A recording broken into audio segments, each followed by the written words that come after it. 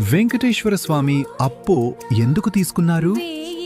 పురాణాల ప్రకారం ఒకసారి లక్ష్మీదేవి మహావిష్ణువుతో విభేదాల వల్ల వైకుంఠాన్ని విడిచిపెట్టి భూమికి వచ్చారు.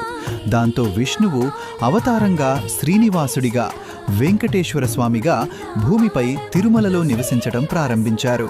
అక్కడ ఆయనకు పద్మావతీదేవి మీద ప్రేమ కలిగింది. వారి వివాహం రాజసంగా జరగాలి. దేవతలు, ఋషులు, రాజులు అందరూ హాజరవ్వాలి. కానీ అంతటి మహావివాహానికి అపారమైన ధనం అవసరం.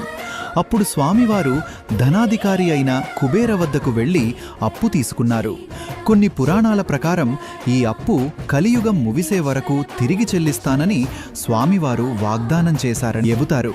ఇంకా ఆసక్తికరమైన విషయం ఏమిటంటే, ఒక దివ్య ఒప్పందం కూడా జరిగినట్టు నమ్మకం ఉంది. అందులో బ్రహ్మ, శివులు సాక్షులుగా ఉన్నారని కథలు చెబుతాయి. ఇది కేవలం కథ కాదు.